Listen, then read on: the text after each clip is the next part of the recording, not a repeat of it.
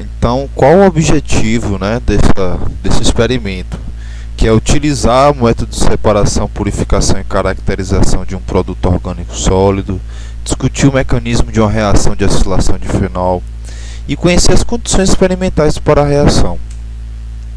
Então, uma acilação é um termo bastante genérico, em qual ele cobre todas as reações com um grupo acila em um composto orgânico, né? Então, esses produtos eles geralmente são derivados de um ácido com um agente acilante. Então, a síntese de cetonas de Friedel-Crafts ela pode ser classificada então como uma reação de acilação sobre o núcleo aromático.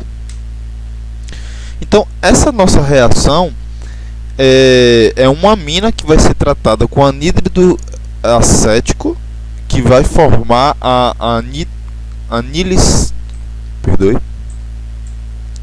acetanilida. Então, a acetanilida é um processo de acetilação de aminas, né? Então, dentro desse processo de acetilação de aminas, há três formas da gente produzir essa reação, que é a partir do cloreto de acetila e com ácido acético glacial. No entanto, nesse experimento vai ser com anidrido acético, porque é uma reação ela é lenta o suficiente para que a acetilação seja feita na água e é de alta pureza e um bom rendimento. Então, o mecanismo que envolve a formação, né, da acetanilida é um ataque nucleofílico no carbono do anidrido acetático. Então, ocorre uma protonação, né, um efeito de ressonância, que isso faz com que a amina se ligue ao anidrido acético. Então, que o anidrido acético ele se rompe, né? Processo de quebra de ligação por ressonância, e é eliminado dessa forma assim o ácido acético e é formada a acetanilida.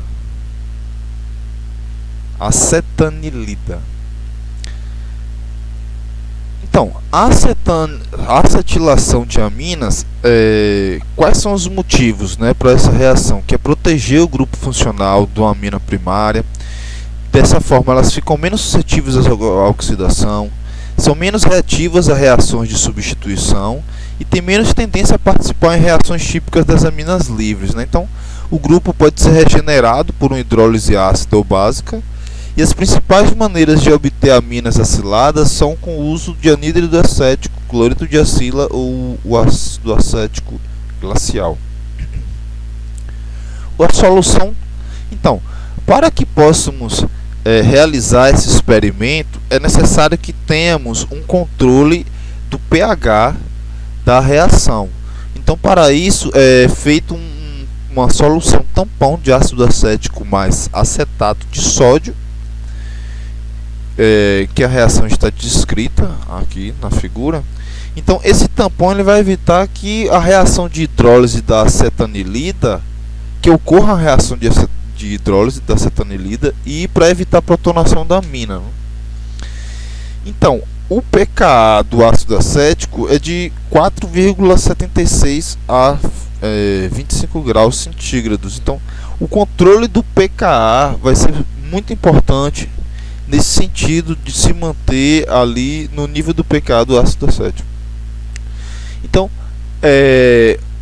a característica, né, a tabela aí das substâncias, a densidade, o peso molar, o ponto de ebulição e algumas informações com relação à toxicidade, né, com relação principalmente à acetanilida, que ela é bastante tóxica por ingestão, e a anilina, que pode ocorrer absorção cutânea, né, por ingestão por inalação ou nos alimentos. De maneira geral, o ácido acético é, de certa forma, tóxico também. E sua inalação pode ser irritante à pele, né, ou à ingestão. E o anidrido acético é bastante irritante e corrosivo e pode causar queimaduras. Então ele tem um risco moderado de incêndio, também, Então, para realizar este experimento, vamos ter que realizar principalmente transferência de substâncias dentro da capela. Então, com relação às medidas de segurança, deveremos utilizar principalmente os EPIs, que são os equipamentos de proteção individual, como calça, o jaleco, a bota, a luva, etc. E principalmente, antes de iniciar o experimento, devemos nos atentar aos equipamentos de proteção coletiva, como extintor, chuveiro de emergência, a capela, né? Então, algumas informações com relação à ficha de toxicidade, de riscos, né? Identificação de riscos dessa substância que iremos manipular. Então, os riscos do ácido acético glacial, é um líquido incolor, né? A anilina também é um outro líquido, né? Que é bastante, pode ser bastante irritante à pele e aos olhos e pode causar cefaleia, entre outros fatores. O anidrido acético, dentre os outros, é o mais perigoso, porque ele é corrosivo, ele pode causar queimaduras e sua inalação pode causar irritação nas mucosas e na pele também, né? Pode ser removido com lavagem.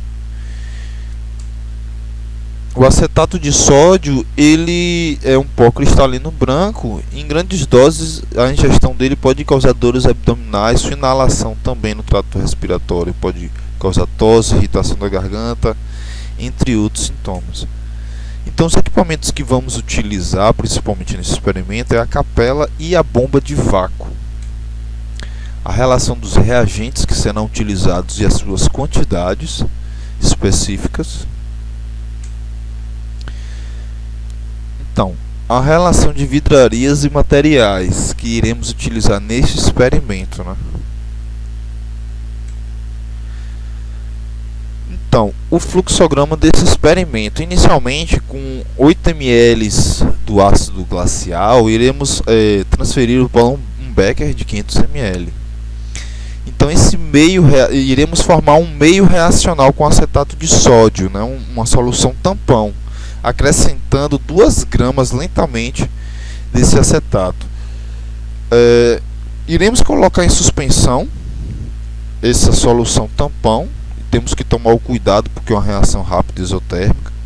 E iremos adicionar então em pequenas porções e agitar com agitador magnético 2,04 gramas de anilina, ou equivalente a 2 ml de anilina.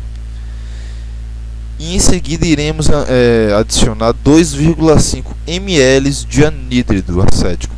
Esse valor aqui em gramas é porque eu já converti o valor, que na verdade a anilina ela vem líquida, e eu converti já esse valor para a quantidade em gramas. A acetanilida, então, com a formação da acetanilida, nesse becker iremos ter a acetanilida mais traços de anilina, o ácido acético, o anidrido acético e impurezas. Então, iremos adicionar água aos poucos para não liberar calor, né? Um total de 70 ml. E iremos resfriar em sistema de banho de gelo e filtrar a vácuo. Então, iremos fazer 2 procedimentos. Com o líquido, né, que vai conter a água, iremos descartar em um frasco devidamente rotulado. E o sólido, após essa filtração, a gente que vai estar a acetanilida hidratada mais as impurezas, nós vamos lavar esse precipitado várias vezes com água gelada e depois secar em um dessecador a vácuo, né, durante uma semana. Então, a acetanilida mais as impurezas, que sobrou, né, que foi secada, a gente vai pesar e determinar esse rendimento e determinar o ponto de fusão dessa acetanilida seca e impura. Então, a técnica que vamos utilizar principalmente para agitar, que vai ser necessária, é a agitação magnética, né? Que ela é necessária para ser uma agitação vagarosa e que não haja, que seja um sistema fechado, né, para que ocorra a exclusão do ar, para evitar a oxidação assim ali do meio da solução. Então, a filtração, o procedimento de filtração que iremos fazer, uma filtração a vácuo, que nessa figura podemos ver ilustrado o funil de Buchner, né, a trompa d'água.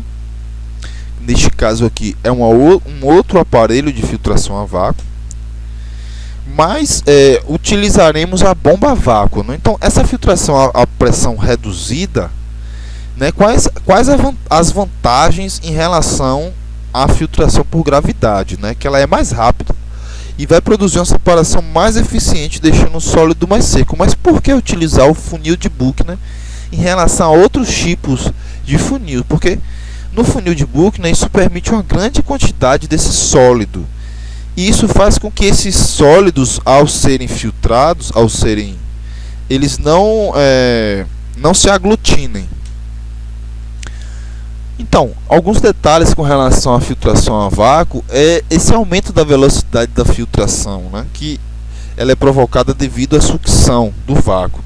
Então, essa filtração tem vantagens com relação à filtração mais simples, por ser mais rápida e menor quantidade de impurezas e solventes no sólido.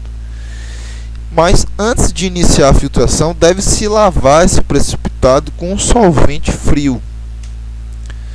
Então, aqui está ilustrado o procedimento de colocação do papel de filtro e molhar esse papel do filtro com um líquido, né, que vai filtrar e vai ligar imediatamente, e antes de ligar, né, esse sistema de vácuo.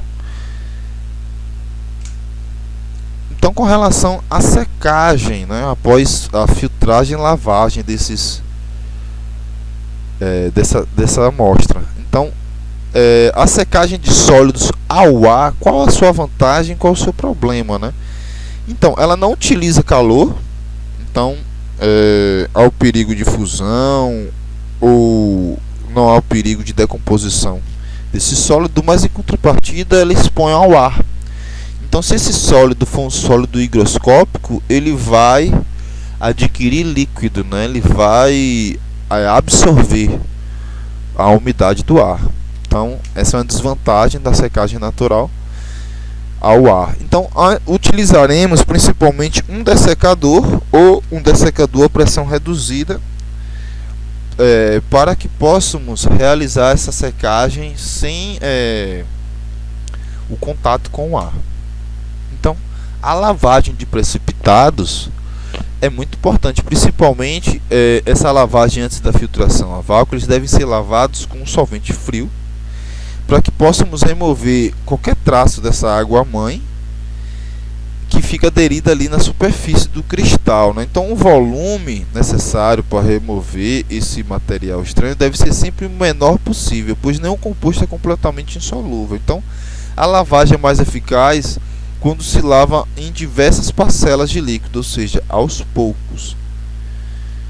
Então, esse líquido de lavagem deve seguir as condições de não ter ação muito de espessura sobre o precipitado, não formar um produto muito volátil ou insolúvel com o precipitado e ser facilmente volatilizado na temperatura de secagem do precipitado. Então, em geral, não devemos usar água pura, né? O processo de recristalização que vai ser realizado nessa substância é muito importante, porque o processo de recristalização ele é responsável pela purificação e remoção de impurezas desse sólido. Então, as duas etapas de cristalização vão ser muito importantes para a remoção cada vez maior dessas impurezas, né? Então, tem como base esse procedimento a diferente solubilidade do produto. Então, como calcular o rendimento, né? Antes de determinarmos o rendimento e de realizar esse cálculo, devemos fazer a determinação do reagente limitante. Então, com os dados iniciais da quantidade de anilina e de anidrido acético, iremos realizar a quantidade de matéria que pode gerar teoricamente, da acetanilida. Então, essa quantidade de matéria da anilina, como ela gera uma quantidade menor, que é produzida a partir, porque a anilina ela vai produzir menos esse seu rendimento, né? Menos acetanilida, então ela vai ser o reagente limitante desta reação. Então, o cálculo do rendimento da acetanilida bruta vai ser basicamente o cálculo através do valor que encontramos de mol. Então, a partir desse cálculo de mol, encontramos a massa de acetanilida, né, que vamos encontrar. E a partir dessa massa de anilida bruta, iremos fazer a relação do rendimento com a massa da acetanilida purificada. Então, a partir dessa relação, iremos estabelecer o cálculo do rendimento